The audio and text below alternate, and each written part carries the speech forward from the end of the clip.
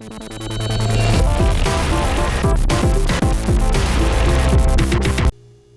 Jay here, welcome to EonsOfBattle.com, and today I'm going to show you how to make a blast crater terrain piece.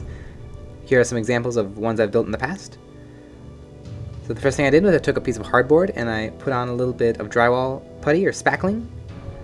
I then wetted my finger and then created a small crater by making round circles. Now the reason you wet your finger is so that it doesn't stick and it'll make a smooth inner surface for the crater. Now I have some pieces that I prepared ahead of time. And I took some cork and I ripped it up into little pieces, and then I used hot melt glue to adhere it to the surface. I made it like almost like a flower shape to make it look like the earth had been thrust up and all that is left is the crater in the middle. I also did a little bit of overlapping to make a little bit more interesting patterns. This will probably not work with Elmer's glue or anything. I prefer to use hot melt glue. I then took fish tank rocks and embedded them into parts of the cork just to make it look a little more interesting, and it'll help add a little bit more definition when it comes to painting. If you don't have fish tank rocks, you can just use any sort of small pebble.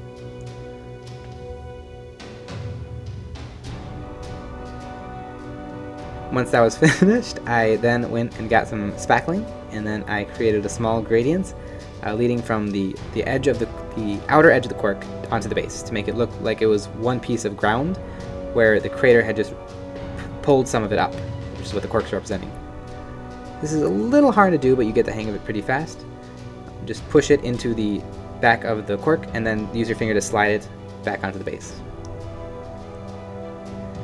Once that's dry, I covered the whole thing in a mixture of 1:1 of wood glue and water. I then applied some small bricks, and then I applied some heavy, medium, and fine grit sand. As you can see, I'm doing the same over here. You'd want to apply your bricks and small pieces of terrain, maybe Games Workshop bits like that beforehand. It's going to be very hard to apply them once you've applied the fine grit. So then I applied the bricks.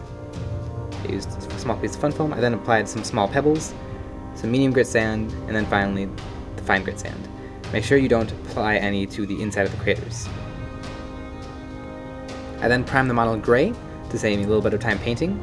You could always prime it white or black, but I liked to use gray because that was what the end result was going to look like. You could also use brown if you were going to go with an earthy look. I then took a much lighter gray and then dry brushed the entire model. I went with a pretty heavy dry brushing for this. It's going to be washed later, and so a lot of this is going to be covered up, but it'll help give a lot of definition and depth to the surface of the model.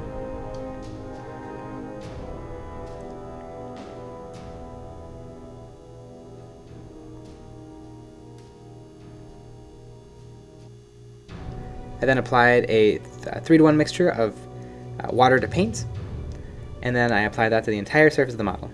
Now for this, I did not use a Games Workshop wash. I actually just used a cheap 50-cent acrylic from a craft store. You definitely don't want to use an expensive Citadel wash for this. Probably wouldn't even work as well as the water mixture because it does have different chemicals in it that help it to bond better. And then once that was dry, I then went back to dry brushing with the light gray. This is a much lighter dry brushing than previously.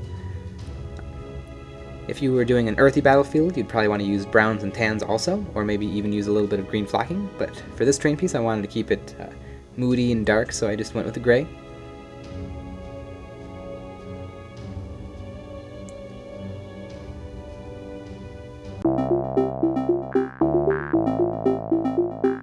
If you have any other techniques or ideas you'd like to see us do, please leave in the comments below. If you'd like to see more of our content, you can visit our website at EonsOfBattle.com. I hope you found this tutorial helpful. Thanks for watching.